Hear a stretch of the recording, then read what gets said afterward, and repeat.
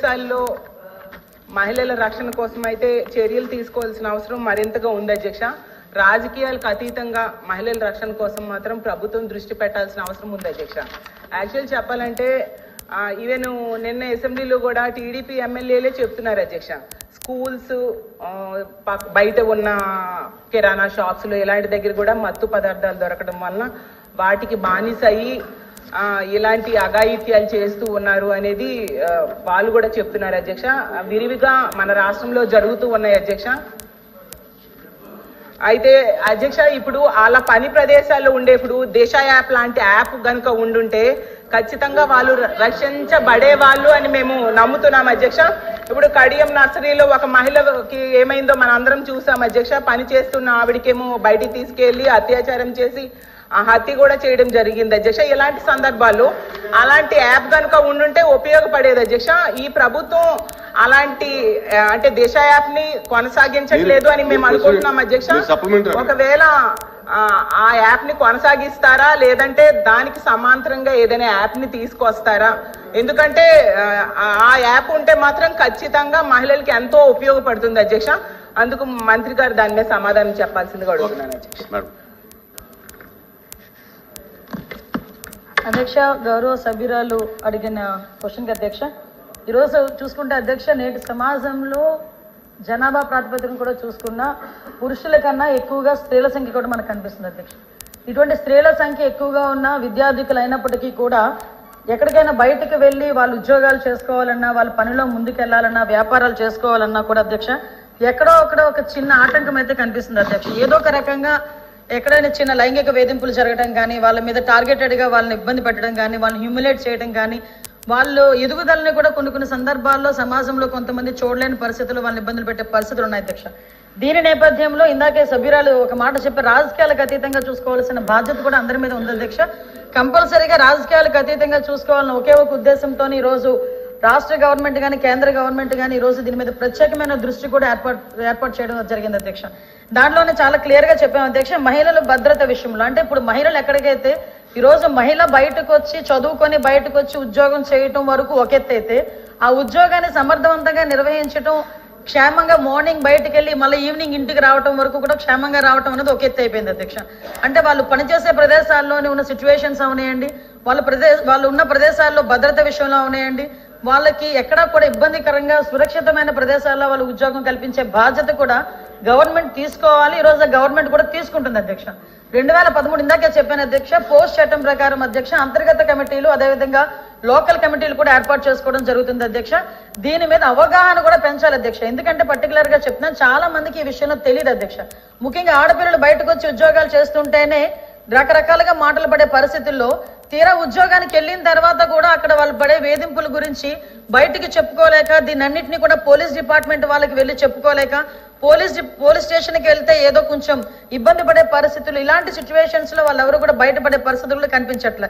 కాబట్టి దీని మీద కంపల్సరీగా ప్రతి కంపెనీలో కానీ ఎక్కడైనా కూడా 10 మంది ఉమెన్ ఎంప్లాయీస్ కనుక ఉంటే డెఫినెట్ గా అక్కడ ఒక అంతర్గత కమిటీ, ఒక లోకల్ కమిటీని కూడా ఏర్పాటు చేసుకోవాల్సిన అవసరం ఉంటుంది అధ్యక్ష.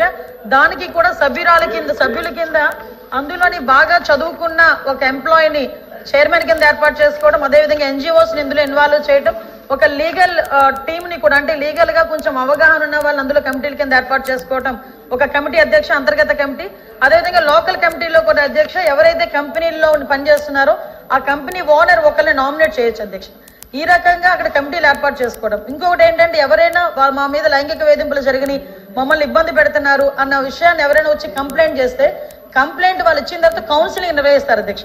కౌన్సిలింగ్ నిర్వహించి కౌన్సిలింగ్ లో కూడా వాళ్ళు కంపల్సరీగా అవతల వాళ్ళు తప్పు చేశారని నిర్ధారణగా కమిటీ వచ్చిన వెంటనే ప్రైమ్ ఆఫ్ అఫెన్స్ కింద కంపల్సరీగా నియర్ బై ఉన్న పోలీస్ స్టేషన్ కి వాళ్ళు కంప్లైంట్ ఇచ్చి తద్వారా వాళ్ళని ఫర్దర్ గా వాళ్ళ నేరం నిరూపితం అయిన తర్వాత ఉద్యోగం నుంచి తొలగించడం కానీ, అమ్మాయికి న్యాయం చేయడం కానీ, ఈ రకంగా ప్రొసీజర్ ఉంటుంది అధ్యక్ష.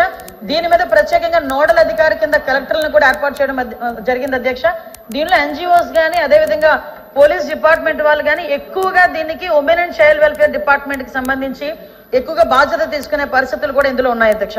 కాకపోతే ఇందాక నేను మాట్లాడేటప్పుడు అధ్యక్ష ఇందులోని చాలా క్లియర్ గా ఫిర్యాదు తీసుకోవడం దగ్గర నుంచి మళ్ళా న్యాయం జరిగేటంత వరకు కూడా, ఫిర్యాదులు తీసుకోవడం దగ్గర నుంచి అధ్యక్ష న్యాయం జరిగేటంత వరకు కూడా పూర్తి బాధ్యతని కూడా ఈ రోజు కమిటీలు తీసుకునే పరిస్థితులు కూడా ఉన్నాయి అధ్యక్ష. అయితే ఇందాక మేడం చెప్పారు, అంటే ప్రతిదానికి రాజకీయాలు మాట్లాడాలి అని అనుకుంటే వేరే ప్లాట్ఫామ్, కానీ ఇక్కడ మహిళల భద్రత గురించి, అదే వర్క్ చేసే ప్లేసుల్లో మహిళల భద్రత గురించి మాట్లాడారు అధ్యక్ష. లైంగిక వేధింపుల గురించి మాట్లాడారు. ఫస్ట్ ఆఫ్ ఆల్ క్షమించాలి, ఇది ఉమెన్ అండ్ చైల్డ్ వెల్ఫేర్ కి సంబంధించిన క్వశ్చన్ అధ్యక్ష. ఇందాక మా మంత్రి గారు మేము కూడా మాట్లాడుకున్నాం, కాకపోతే నా పేరు మీద క్వశ్చన్ వచ్చింది కాబట్టి ఆన్సర్ చేస్తున్నా. కానీ ఒకటేంటంటే క్వశ్చన్ వేసేటప్పుడు ఏ మంత్రిత్వ శాఖకి వేస్తున్నారో కూడా ఒకసారి చూసుకోవాలి.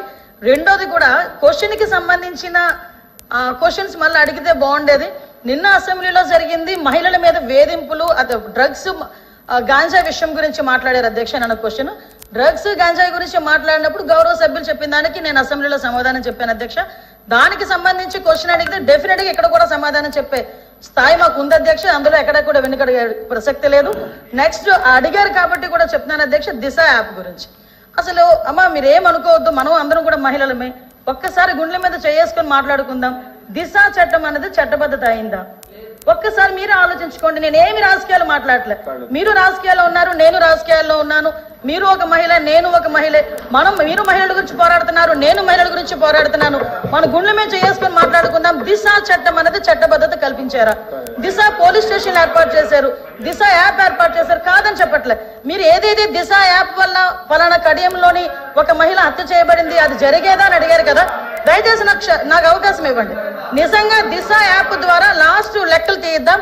దిశ యాప్ ద్వారా ఎంతమంది మహిళలు రక్షింపబడ్డారో ఒకసారి మీరే చెక్ చేసుకోండి.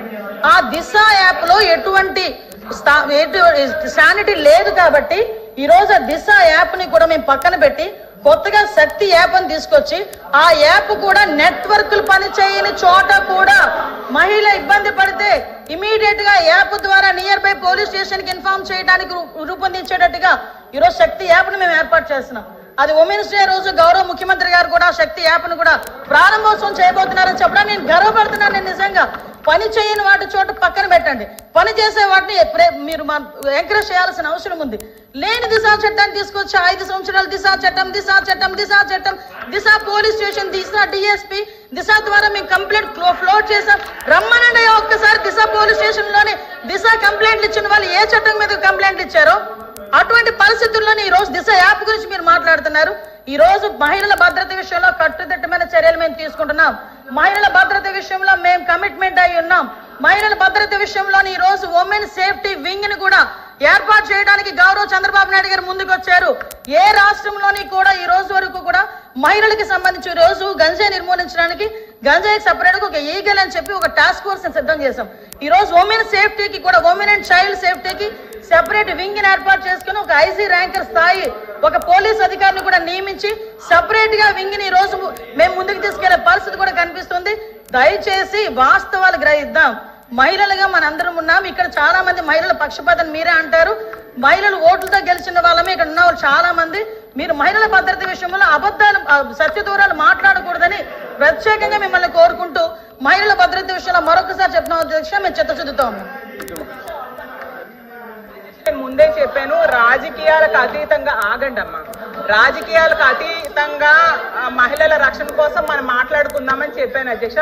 గౌరవ మంత్రి గారు సమాధానం చెప్పారు, ఓకే ఏమేం చేశారో చెప్పారు. కానీ దిశ యాప్ లాంటి యాప్ అనేసి మాట్లాడడం జరిగింది. దిశ చట్టం అనేది మనందరం అధ్యక్ష ఒక్క నిమిషం, అప్పుడు జగన్మోహన్ రెడ్డి గారు అసెంబ్లీలో తీర్మానం చేసి కేంద్రం దగ్గర పెండింగ్ లో ఉంది అధ్యక్ష. ఇక్కడ తీర్మానం చేసి పంపించారు, కఠినమైన చట్టాలని తీసుకొచ్చారు అధ్యక్ష.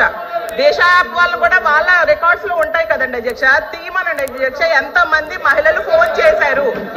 దిశ యాప్ అనేది ఫోన్ లో ఉంటే మహిళా ప్రజాప్రతినిధులుగా మేము కూడా చాలా ధైర్యంగా ఫీల్ అయ్యే వాళ్ళం అధ్యక్ష. తెలియదేమో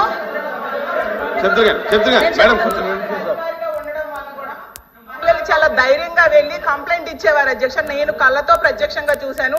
ముందే చెప్పాను, రాజకీయాలకు అతీతంగా మనం మాట్లాడుకుందామమ్మా. ఇప్పుడు ఈ ప్రభుత్వం వచ్చి 9 నెలలైంది, దిశ యాప్ లేదు కాబట్టి దానికి సమాంతరంగా ఇంకొక యాప్ కావాలి ఈ రాష్ట్రంలో ఉన్న మహిళలకి చెప్పారు. కానీ దిశ అధ్యక్ష మేడం